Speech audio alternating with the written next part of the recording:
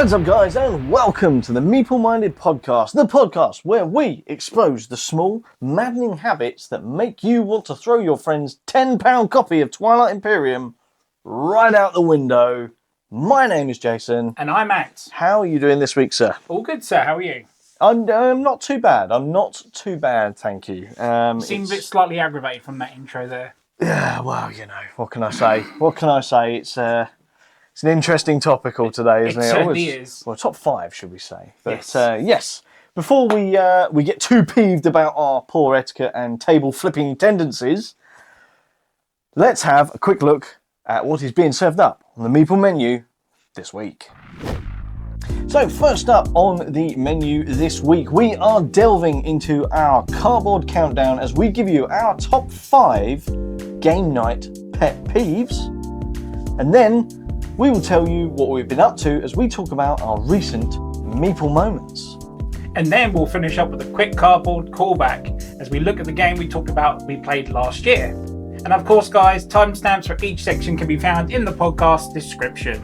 Before we dive into this, I do have to thank Mark, who hit us up on Instagram recently. Mark said, and I'm paraphrasing here, I think you may have done a list or discussion about game night pet peeves previously, but he is wondering whether our answers have changed towards the end of 2025. And I've got to admit, that is a brilliant prompt for us, Mark, because the hobby and our tolerance levels are always changing. So for this week's Cardboard Countdown, we are indeed diving headfirst into the waters of mild table rage, updated for us modern meeples.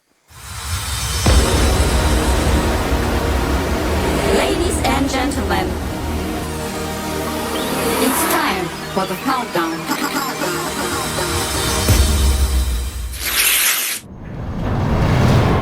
Number 5.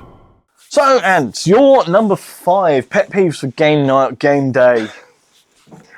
I get the feeling that both of us are going to be slating, I guess, the same type of people throughout this. I'm not quite sure on this one, to be honest, because I didn't put mine in order, so I just had to quickly do it for the episode quickly. It's a complete role reversal. Normally it's me that doesn't do it Exactly. in order. So and that was me. I was like, oh, crap. Okay, I'm going to have to do it. But anyway, so my number 5, I'm going to take this as being the host of a game night. Okay, Or at least explaining the rules of a game. And I'm going to put lack of concentration as my number 5. Yeah. And that is simply when you are trying to explain the rules to someone and then someone is on their phone or someone is actually talking to another player or so whilst everything's been explained.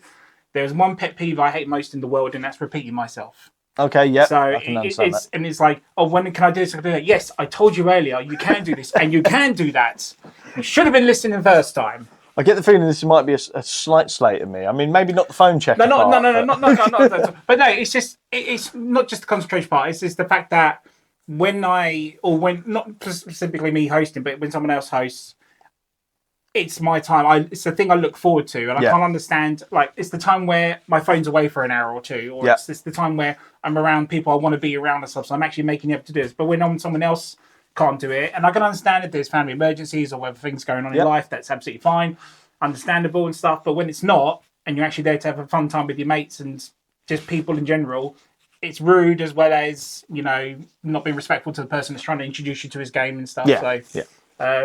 That's definitely up there. Yeah, no, I can definitely agree with that one, and I've probably got something similar on my list as well. So yeah, but my number 5 actually comes in with a very specific pet peeve that I have, which is I've named it the analysis paralysis player.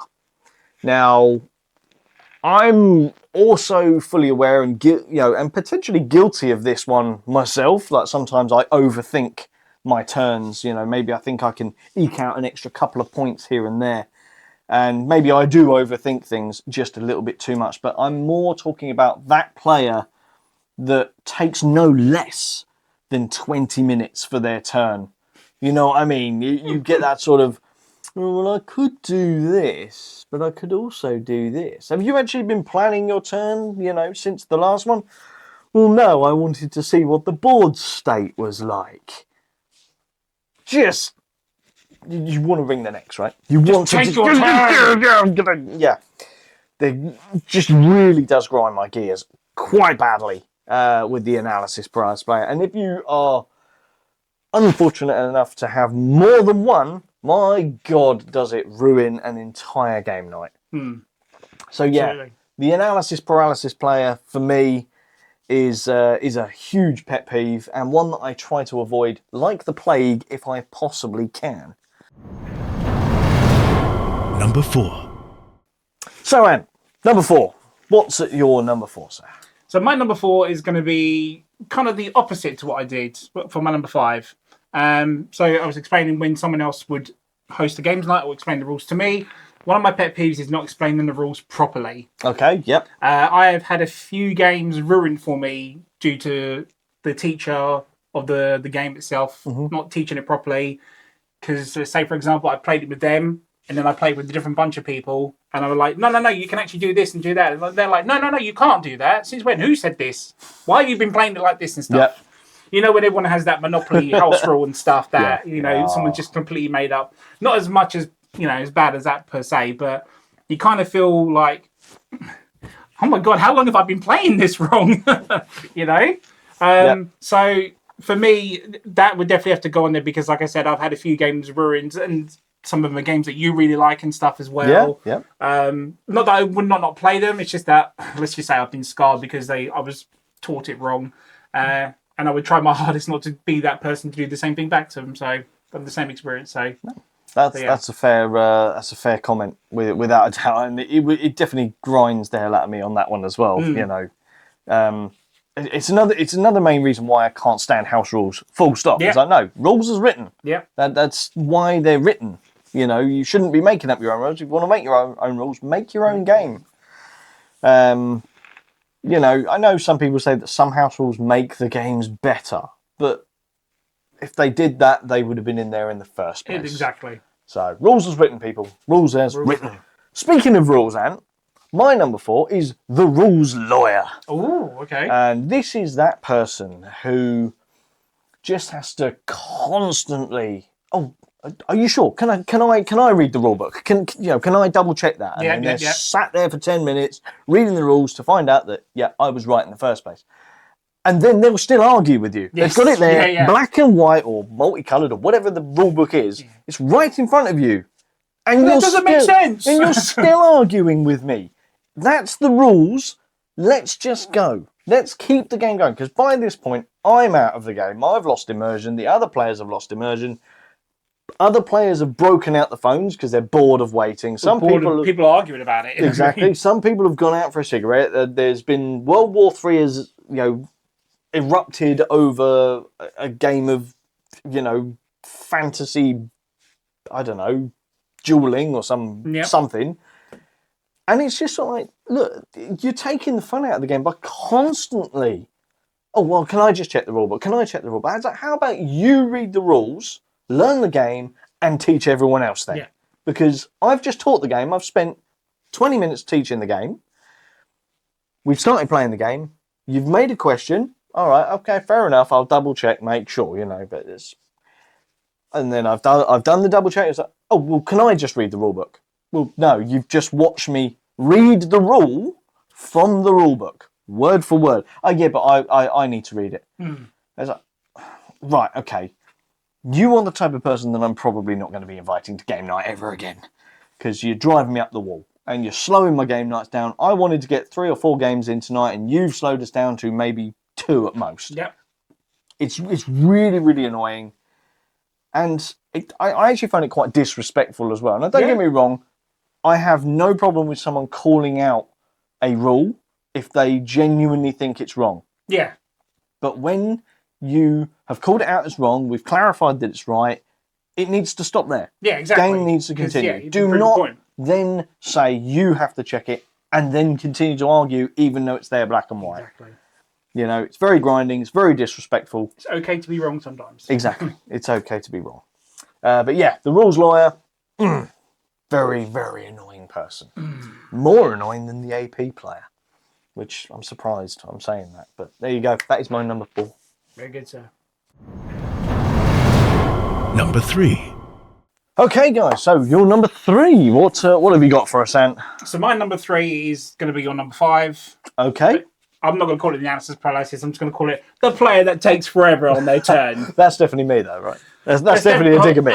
It's not you. It's not you all the time, but I know there's a couple of other players I know that are very much into like taking their time with their turn, and I get it. Honestly, you're in it to win it and stuff like that. But stop playing the game like your life's depending on it, or if you're like, you're trying to get a trophy out of it or something. Just play it for fun. And the problem is, it's back to when you were saying about maybe if we have quicker turns, or if people actually think about their turns before other players, we can probably get another game in and stuff like that. And because when we have our game nights, time's very short most of the time, and we don't try and rush games. I know I'm saying we try and rush games, but we don't. We play them to the normal standard. But when you've got that one player that just ruins it for everyone else, and everyone's just sitting there, just waiting and waiting and waiting, and then that's when the lack of concentration comes in. That's when people get their phones out, like you're saying about people going out for smokes and stuff. So it's very much like what you said, but it grinds my gears just even more why it's a number 3. But I get why people do it, but it just I guess it depends on what game you're playing, of course, and stuff.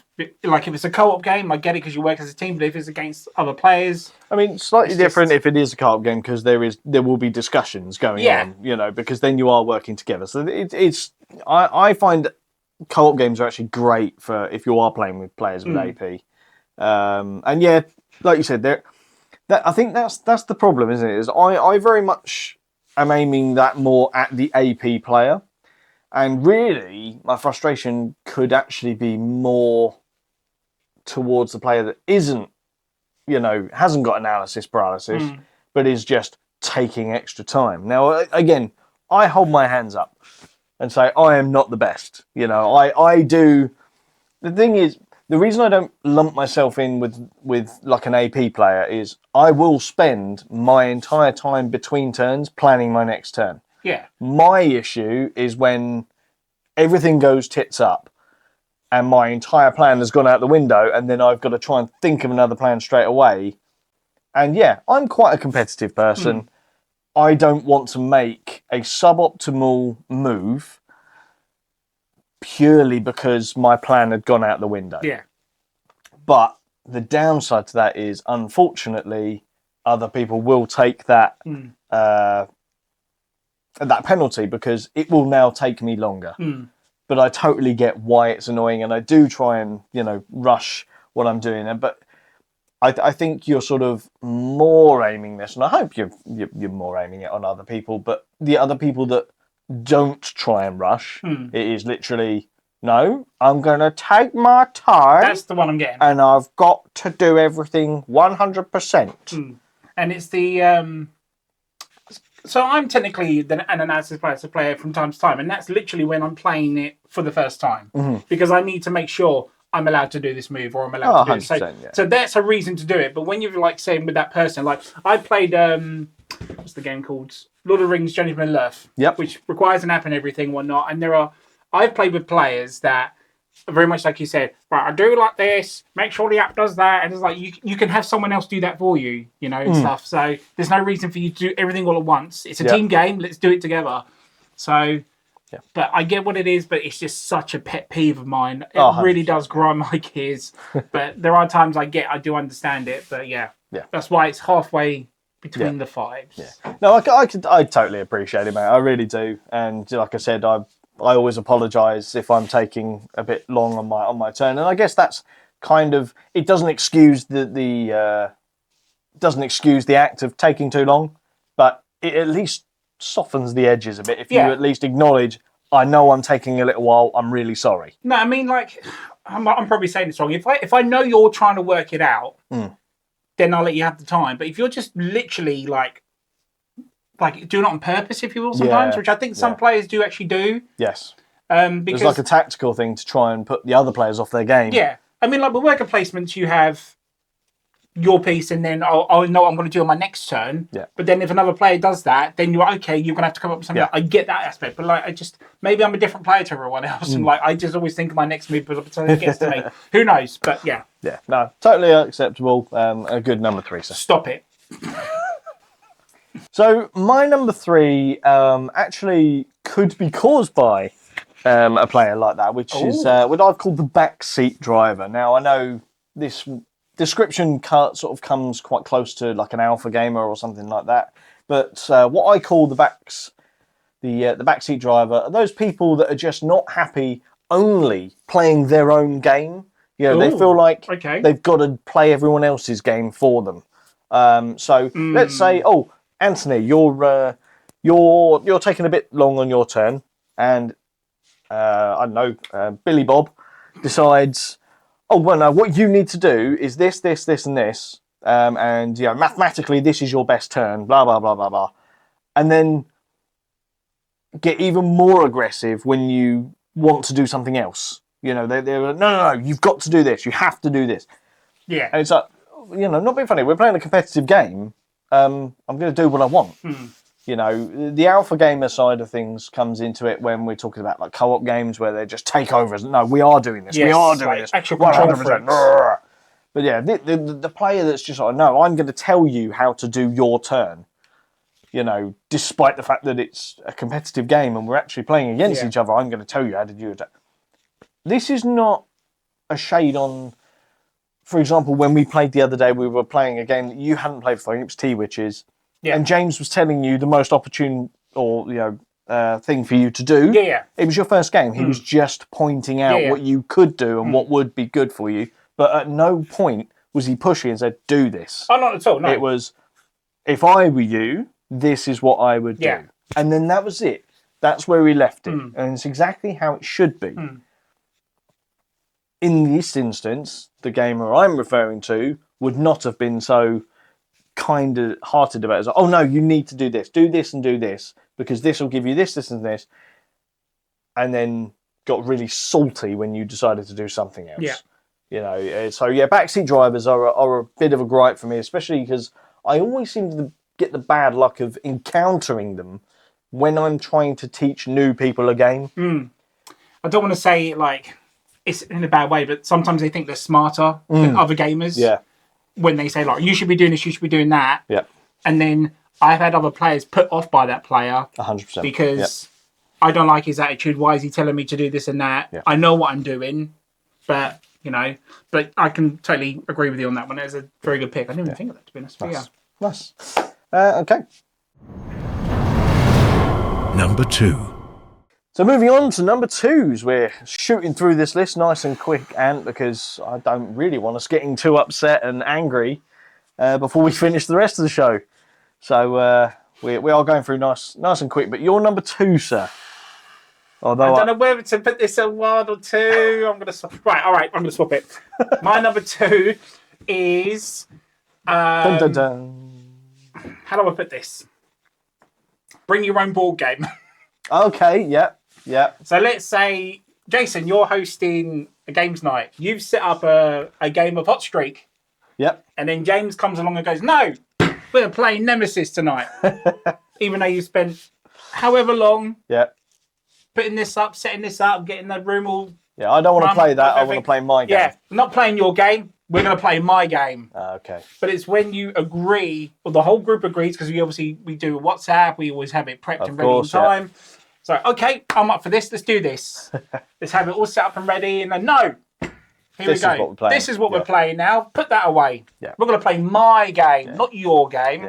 Yeah. I've come to your house where you are hosting, and I'm going to tell you what we're playing. Exactly. Yeah, because that person's always the person that brings an entire... It's not just one game. No. It's not just one game, man. It'll be an entire board game bag full of games, and that's what we're playing that night. Yes, Stephen. Oh, okay. Fair enough. I'm not getting involved here. Stephen, you're not that bad. No, I'm only joking. He's only joking. It's someone else. I was going to say, don't forget this is going to come out before we meet up with him next week. Exactly. So yeah, no, it wasn't you, Stephen. Don't worry, it's not you really. But yeah, no, I totally get what you're saying. It just, I have no problem playing other people's games at my game nights. Not at all. Right? Not at all. It's the grinding one when it's already been rearranged or arranged with people what games we want to play. Yeah. If it's a free-for-all night where we've all agreed, just bring some games and we'll play what we feel like. Yeah. Totally acceptable, totally different. I mean, maybe we don't all want to play every one of the games that you've brought. No, you know, we'll play some. But as long as everyone's in agreement that this is the game we want to play, then that's the game we want to play. And I'm with you. There's been times where I've set up a game ready for people to arrive because people just said, "Oh, just have a game set up ready." Yeah. And we've turned up, and then silly Sally has turned up, and she's gone, "Oh, do you know what? I don't want to play this now. We're going to play this." And I'm sort of like, well, no, hang on a minute. I've already set this up, and there's everyone's like, "Oh, just do it. Just put it. We'll pack it away quickly, and we'll set this up." I was like, well, can't we just play it? Yeah, let's play it, and then we'll play that. Exactly. No, can't do that. It's got to be that right now. Yes. This is going to take longer. I want to play this now. Exactly. Keep simple Sally happy.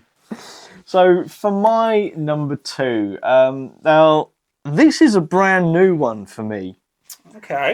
Because it's only recently that I've come across these players, and touch wood, I've not had one of these players at my house. So these are players I've come across either at game days or other people's houses. Okay. And have seen it with my own eyes, which is concerning. But this is what I'm calling the help yourself player. Help yourself player. Now, what the help yourself player is arguably the scum of the earth. And this isn't number 1? This isn't number 1. And the reason I say this is, all joking aside, what I'm referring to and what really made me put this on this list was at a particular game night that I went to. It was hosted by a friend at their house. There was a player that turned up, invited, so nothing wrong with that then proceeded to help themselves or look through the host's kitchen cupboards because they were hungry. What? Then proceeded to go through all of their game drawers in their game room. They went through their own personal belongings, just having a rummage. It wasn't me, right? It wasn't you, don't worry. But yeah, they literally went through their kitchen cupboards. They fixed themselves a sandwich. No, shut up. And took drinks out of the fridge. I'd never do that. I'd at least bring my own stuff. Well, yeah, I mean, don't get me wrong. Like when I host, I tend to, I offer drinks, I offer food, and all that kind of stuff. But at no point do I. If I was to go to you and, do you know what? I can't be bothered to go downstairs. Go and help yourself to something in the kitchen. That's fine. Yeah, that's not a problem. I've invited you to go and do so, but to go without asking. Okay, so the person in particular they went to the toilet. Okay. And then when they come back, they had helped themselves to the stuff in it. To which the hosts asked, "Where did you get that?" And they just nonchalantly, "Oh, I just fixed one up in the kitchen." And the host's wife was there playing games with them, and they. Long story short, that person is not invited to their game nights anymore. It's totally disrespectful. And luckily, as I said, this is a fairly new experience for me. But on the lesser extreme side, I have come across the help yourself gamers at like game days, for example, where people from other game tables that I'm not even gaming with have decided to rummage through my game bag to find a game that they've taken out and then decided to go and play themselves. Again, I have no problem lending my games to people that want to play the games. Just have the decency to ask. Exactly, yeah. You know what I mean? So yeah, the help yourself game. It's up there because it's disrespectful. It is, yeah. That's why it's on there. And yeah, it's not number 1. It could easily be number 1. And if I'm being honest, like it should have been. It's sort of on par, I would say, with the number 1. But the reason that this one fell to number 2 is because this one is less common. The number 1 is a much more common thing. It's probably, for anyone who actually knows me, or for any conversations we've had, or I've had it on the podcast before, it'll be blatantly obvious what my number 1 is going to be. But I wonder if it's going to be the same as mine now. Entirely possible, but we shall see, because that's our next one, and as we transition over to number 1s. Number 1. So moving on to number 1s, and the most, I guess, egregious thing that you can think of to happen on a game night or game day? Is it something that can happen, or is it a type of person? What have you got for us? It happens a lot. Okay. And it is sometimes a type of person. But my number one pet peeve on the game night is blowouts. Okay. It's not the same as mine. That's all right then. Here we go. Thank Let's God. go for it. So, Blowouts. Blowouts, if no one knows the term blowouts, is when you arrange for a game night and people start blowing out one by one that they can't make the event or the game night or the game day you have been planning for weeks and months or so. Yep. And you get so excited nearer the time and they're always messaging you going, can't wait, or what we're going to play, what we're going to do, blah, blah, blah. And then the day comes or the day before comes and they're like, oh, I can't, mate, I've got to do this. What, one this fly happens. drops. Yeah, then the other drops. And don't get me wrong, I mean, the thing with me is that with specific gamers, so my old gaming group, when I first started this hobby, when I used to play with them all the time, it's getting a lot more difficult now because they have more than one, those guys have more than one job now, so it's very, very hard for them to, so when we actually fix a date, it's like, wow, I've got this, I've done it, and I cannot wait to like start playing, you know, the old games with them and stuff like that we used to play.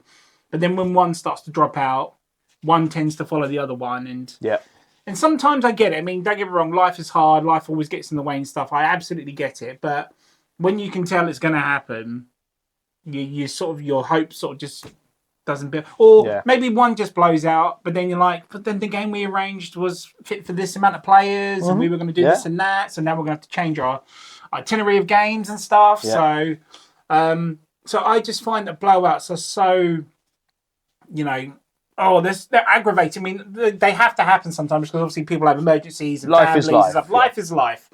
But that one game night that doesn't have a blowout, that's probably the most epic game night you can ever have. Yeah. And because you know you're going to have a good time regardless. But I mean, you would with people bailing out anyway. But it's just when you've got stuff planned and that one goes and then the other goes. And it's just so infuriating. That's the worst part. Is like one blowout is just kind of, it's annoying, but you know, as we say, life happens.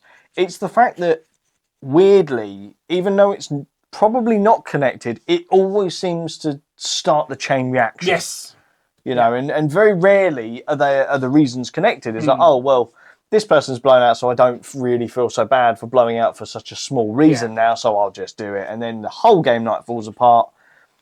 You know, the blowout one for me is when it's really close to game night or game time. That was about to say that. When it's on the day it happens, that's when it means more. I seem to have really bad luck with, you know, the various different game groups that I'm part of. You know, and it seems to always be, we're, you know, T minus 2 hours. Jeffrey has decided to drop out because because Silly Sabre was going to bring her game. Exactly. And I don't know, a squirrel in his back garden has died, and he's had a bad turn for whatever. You know, whatever the reason be. But then because of that, it's like, you know, I don't really want to play this game if it's not a this player account, so I'll give this one a miss as well. Have you ever had people blow out because other players, players? There we go. So 100%. It's like another one, isn't it? So, 100%. And then you've got, you know, the sort of really sort of gutting ones where it's this person's blown out, but the problem is they were giving a lift to person number 2. Yes, exactly. So it's like, well, that's actually 2 blowouts for the price of 1. That's it. And it's like when you're... So it's 2 out of the 5 player game you know, we're going to play. 2 out of the 5 player game, or in most cases we play 4 player games. It's like, well, that's half. Yep. That's half the people. It's like... Now we've got to learn the 2 player variant. Exactly. You've got to learn the 2 player variant, or I've already set up the damn game because I plan ahead and this is done like 3 hours before. And it's connected. I'm going to put it in. I'm going to add in a little shimmer into yours there. Oh, okay. Because it's not the blowout player, but it's the player the non-committal player. Okay. As in, I'll let you know. I'll let you know if I can come. Okay, well, am I holding a spot for you? Yeah, hold me a spot for me, because I'll more than likely come. Nice. Until 2 hours before. I was like, actually, I can't make it. I meant to tell you. Yeah, but you didn't. And you weren't gonna. Yeah, but I meant to. I was like, okay, well, I've already set up the game for this many players, and you dropping out means I've now got to completely reset the game. It's grinding. It's awful. Or if they do jump in last minute, but you set up for 4 players. Yeah, exactly. And that player that player is also the one that has a tendency to blow out when they do. When they do actually commit, they're the ones that blow out. Yeah. Really, really annoying. But yeah, good shout. That's why good shout. it's my number one. Good shout. Okay, so my number one.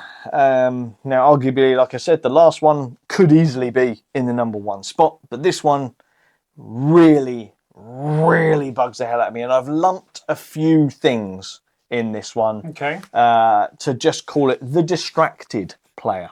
Oh, okay. Now, the obvious one here, cover it off straight away, the player that's constantly looking at their phone. Oh, yeah, so the person that can't deal with being away from scrolling Facebook for more than 30 seconds. Because, God forbid, somebody's cat will make a funny face to be posted, or, then they'll miss it, because it won't be there later, obviously. You don't need to look at your phone on game night. We're here for an escape from reality. Exactly. Put your phone down, put it on Do Not Disturb. It's what I do every single time. Now, taking pictures of the game, that's fine. You're not sitting there scrolling Facebook or I've got to read this news article that's clearly it's not going to be there, in an hour's time when the game concludes. We don't really play that long of games, right? Most of our games are an hour to 2 hours most. And this leads on to the next part of the distracted player, which is the, I'm just going to duck out for a smoke. I've got enough time. James? No, you don't. No, you don't have enough time. Oh, well, you've just done my turn. So what? The game is going to be over in an hour. You can go an hour without having to go for a cigarette. Go for one before the game. No problem. Go for one after the game. No problem. If we're playing a big, long epic, guess what? We'll take some breaks. You don't need to get up from the table to go for a cigarette. Because then we have to wait for their turn to come in. Exactly. You don't need to take the phone, the phone call that you're getting, or you don't need to answer that message.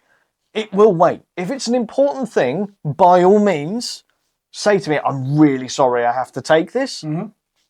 I've got no problem with that. As long as it's not constant, that's fine. It's fine. That's fine. But you don't need to be texting people. You don't need to be reading Facebook. You don't need to be looking at Instagram. You don't need to... Anything on your phone. Put it down. You don't need it. You do not need it. Put it down and immerse yourself. Exactly. In game. Exactly. And like I said, this is the more common one because unfortunately this is way too common. And it really bugs me. I kind of enjoy going to like board game days because it seems to be happening less and less at board game events. But when I'm playing at people's houses, it's way too common. Yeah. And I get it. It's because you're feeling in a friendly, laid-back environment. I totally understand it, but you don't need the phone. It's not integral to your life. You can deal with being disconnected from your day-to-day life for an hour to 2 hours. God forbid, even 3 hours. Can you imagine that? It's not. Yep. But yeah, the getting up and going out for a smoke. No one should need nicotine that often. That nicotine that bad. And if you do, you got a problem. And yeah, we are having a bit of a slate at our fellow co-host who doesn't happen to be here today. He's one of the worst for it. And yeah, he knows that it grinds my gears. In fact, I think at this point, by the time we're halfway through a game, the gear hasn't even got cogs on it anymore. It gets very, very annoying. And it's most annoying because it'll be, I've just taken my turn, I'm just going to run out for a quick fag. But then it's like, yeah, but we're playing a game that's going to take 3-4 minutes to get round the table. Yeah. And it's going to take you a lot longer than that because you'll go out, you'll have your cigarette, you'll doom scroll Facebook because it's all connected. It's all connected. And you won't be back in for 10-15 minutes. Do you think like certain players... is it my turn? Well, yeah. Do you think certain players do it, again, not just specifically James, but do you think certain players do it because they're bored of the game they're playing or they're just not having a good time? Well, this is the thing. This is why I actually find it quite egregious because it makes me feel, especially if I'm hosting, that they're bored. It makes me feel like, oh my God, I've made a bad decision and maybe they're not enjoying themselves. Should we pack up the game? Should we stop? Should we play something else? And I know deep down it's not that. But that's how it makes me feel. And that's the problem I have with this. It is so disrespectful, so just generally, well, disrespectful. That's the best word for it, isn't it? It's so disrespectful to your host. It's disrespectful to the other players. It's just not fair. Even if you don't hold up the plate, it's just generally common manners, good etiquette to just enjoy the experience together. You have all signed up for the experience of a lifetime, if you like, of playing whatever game it is. Enjoy it. If you want to go out for a cigarette between games, be my guest. Doom scroll Facebook if you want.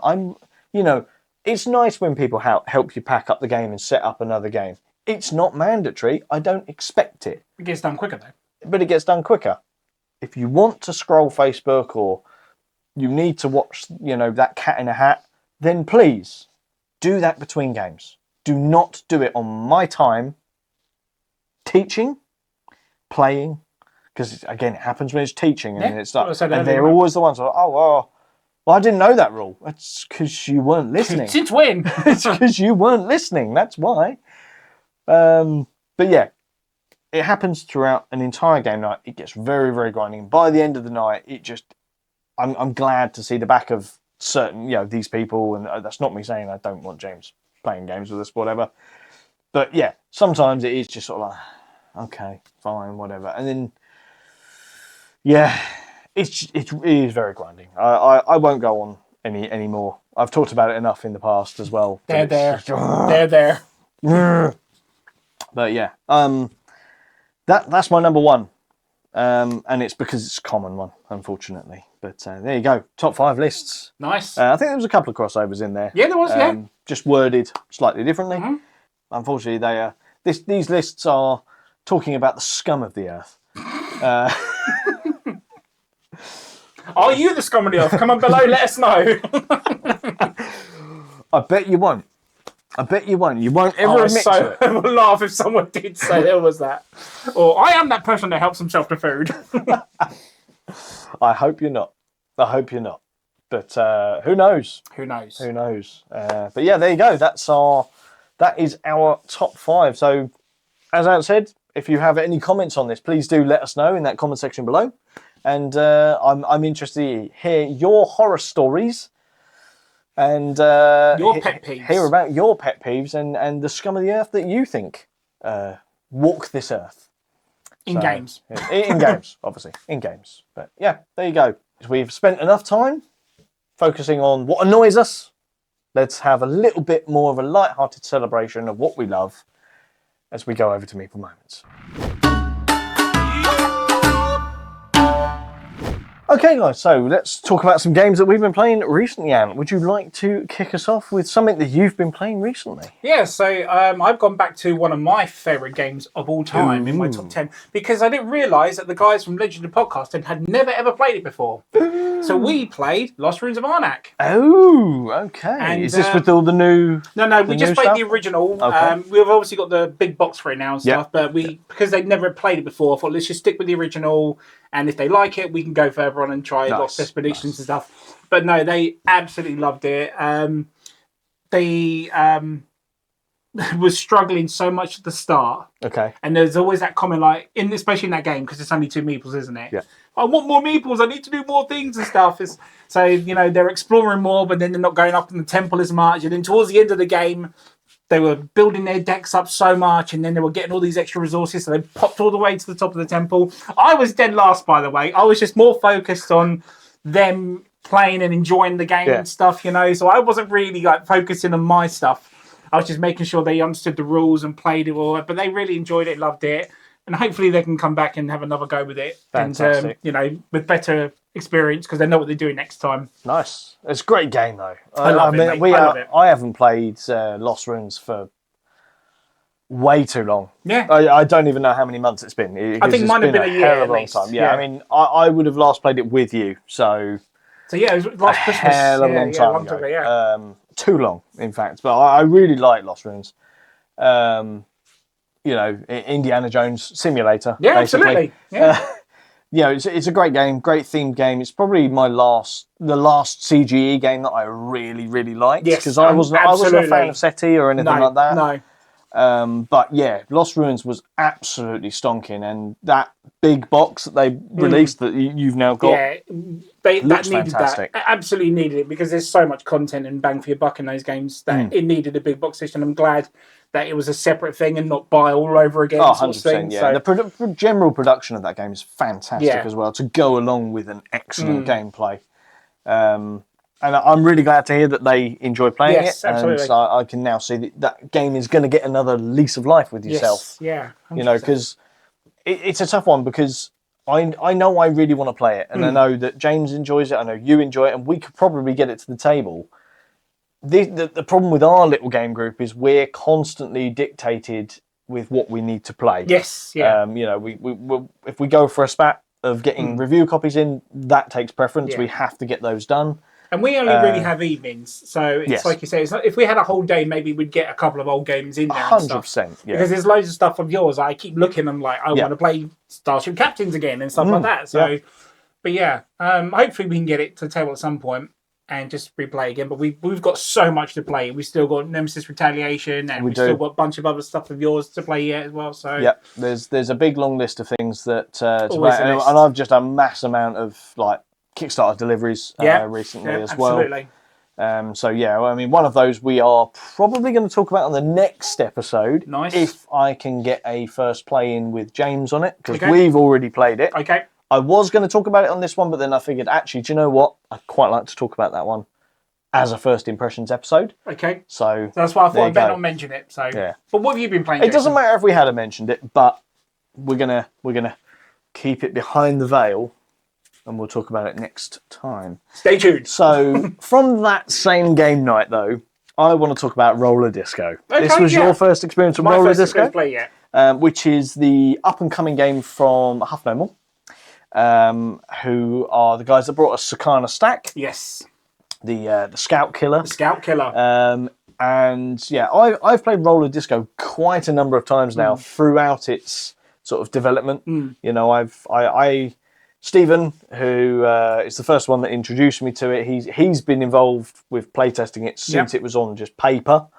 Oh wow! So quite early on then. It's now in its final sort of production, pre-production copy. So all the artwork and that's all done for it now, which is what we played. Now, to sort of run through what Roller Disco is, you have like a central disco ball, if you like, surrounded by different coloured cards with numbers on. And you have a hand of cards in front of you and a roller skate, which also goes around the outside of the cards in the centre of the board. And the idea is, on your turn, you have to say whether you're moving on up or getting on down. Very disco stew style. So good. And what you then have to do is you have to play in that sort of, if you're moving on up, you have to play as many cards as you possibly can that are higher numbers than the card in front of you. And every time you play a card, you move the boot, which then means you have to play a higher card of the next card, you know, and in the same suit as well. Yeah. So you kind of, it's a card shedding game. You know, you might only be able to do one. If you're lucky, I had a really good game when we played that night where I managed to just absolutely smash through that game. But there's also wild ones in there which allow you to turn the skate around, and you know, or you can just play it because you don't have a card that matches that.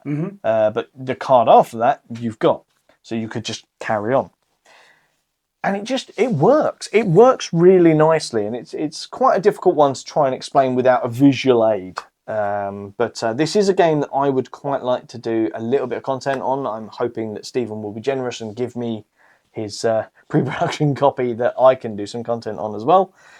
But yeah, it's really, really fun. I've actually played this with the designer as well. I actually played it this weekend as well with Mike. Really, really nice guy. Great fun game. He's got a couple of good games coming out as well, but I'll keep my mouth shut on those ones. But yeah, what did you think of Roller Disco? I actually quite enjoyed it. I mean, I'm not very good with games where you have to try and get rid of your cards as much, but I love the whole ascending or descending order you have to do it, because you can only do so many cards unless you've got such a great hand in your hand, and you can do it. But I love how you can stop and pick wild cards up as well. I highly recommend you have a 70s soundtrack playing in the background as well, because it will go so well. So I've actually, I can actually update that now, confirming with Mike they are actually going to have an official Spotify playlist. Oh, excellent. For when the game is released. If you ever play it, have that on in the background. It will match all the bright colours and the disco balls, and all the cards are so 70s styled up. Bit of James Brown in the background. Absolutely, and it would just it'll work brilliantly. Yeah, and I love the phrases as well. The getting on up, or sorry, get on up, move on up, get on down. It's great. Yeah, it is fantastic. Roller discos aren't that big in the UK. No, this is very much an Americanized thing, but they're not unheard of in the UK. But the theme is so unique. I've never seen a game themed to roller discos at all. And yeah, all right, the theme is, I guess, fairly flimsy because it is just cards. But it works. It just works with it. And, you know, I sort of said this at the weekend. The wild cards where you can turn the skater around. In my head, that is theme heavy, because there's always that one guy, usually me, that decides to go the wrong way. You know, because roller discos, you're supposed to go around in a circle. There's always that one guy that's like, no, I want to go the other way, and just turns around and knocks everyone over. Yeah. You know, much like a dodgems in the UK, we're very specific. You have to go in a circle and it's boring. But, you know, you could easily retheme this to dodgems, right? Oh, totally, yeah. But, yeah, I really, really enjoyed this game. Stephen used to go on about it constantly, and I always took the mickey out of him for it. But deep down, I was kind of hoping he'd win the argument, because I really enjoy playing it as well.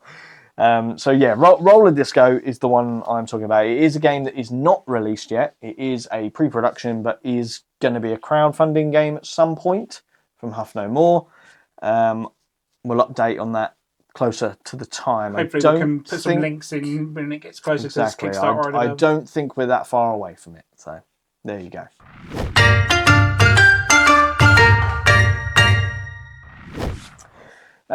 Right, so that's some games we've been playing recently. Before we finish, I've brought back an old segment. Oh, okay. So you may not have noticed, or you may have noticed, we are not doing the news anymore. Various reasons why we're not doing that, but I decided to bring out an old segment out of retirement because a few people have mentioned that they actually miss it. Okay. And that is the one that we used to do at the start of the shows, where we go back a year and revisit the games that we played or talked about a year ago. Now, this one is probably just over a year ago that we did this, because at this time last year we were actually really struggling to put out episodes through personal reasons. We couldn't ever make it work. So I've gone back just over a year, but I found it very interesting that you managed to make it to this episode, because the game we are talking about is one that I know you really enjoy and you've been asking to play again recently. We are going to talk about Star Tycoon. Yeah, no, it's been a year. It has been. It's been just over a year. Wow. So yeah, Star Tycoon. This is a game that was given to us, so we'll be transparent about that. This was gifted to us by Good Game Publishing. We did do a review of it. We did. It was all very unbiased, all that kind of jazz, because we're always pretty straight to the point of how we feel. It was such a sleeper hit of the year. I knew nothing of this game. I didn't even like the look of it when I saw it being played at Expo. Yep. And then when we actually sat down and you learnt it, it was like, holy crap, this is really frigging good. This has got some balls behind it. Yeah.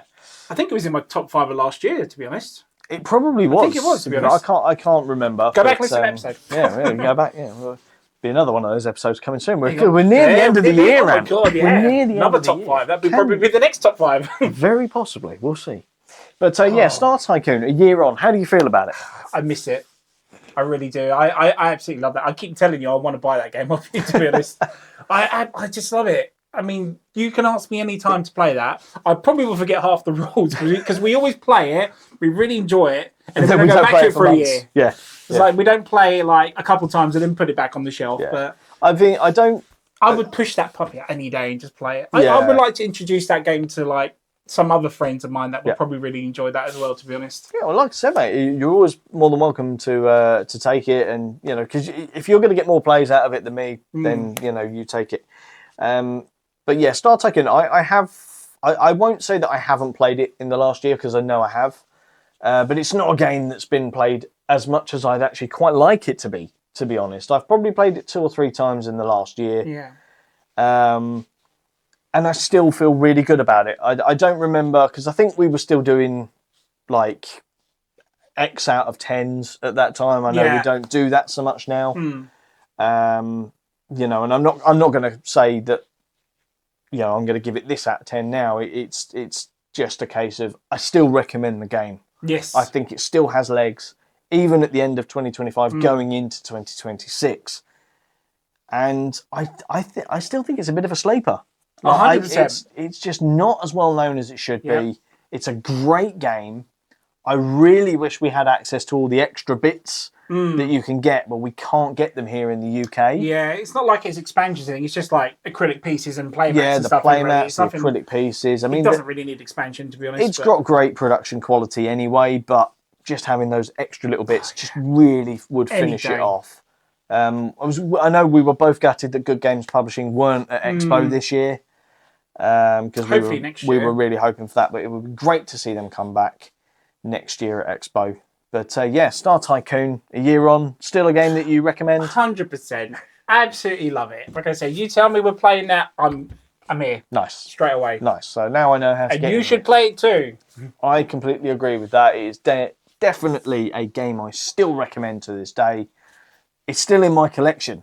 At the end of the day, I have sold so many games recently. That one has never come anywhere close to being. I'm first in line if you do anyway. So.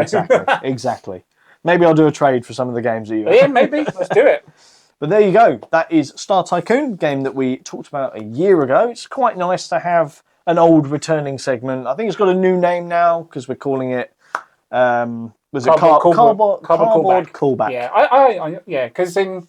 Like, I kind of want to play it now, to be honest. So it's just like, And that's the thing. Bringing this segment back is going to remind us about the games we were playing. It's like, do you know what? We need to get that back to the table, absolutely. And it's going to help us get those games back to the table. But that's pretty much all the time we got time for today. We're trying to streamline the episodes a little bit so that they're a little bit shorter because the last 2 have been closer to an hour and a half rather than an hour. But there you go. Hopefully you guys like the new layout. Let us know, because I'm just trying to make it so that it's better for everyone out there. Obviously, if you're still listening or watching, thank you very much for sticking it out to the end. If people were only here for the main meat and veg at the start of it, that's absolutely fine. But thanks for hitting that play button. Exactly. Thank you very much for joining us. Have you got anything else you want to add, Ant? So just one last thing. If you played Star Tycoon or what have you been playing recently, obviously comment below, let us know, and just recommend any other pet peeves that you've had that you really hate as well. So nice. Obviously, this is the part where you have to do those call to actions, Ant. We do. So if you have enjoyed what we do here, why not give us a little subscribe? You could comment below and let us know. And you can give the video a like. It really does help us. And until next time, I have been Jason. I've been Ant. And you have been watching The Meeple Minded. Join us next time for more tabletop gaming goodness. Ta-ta and goodbye.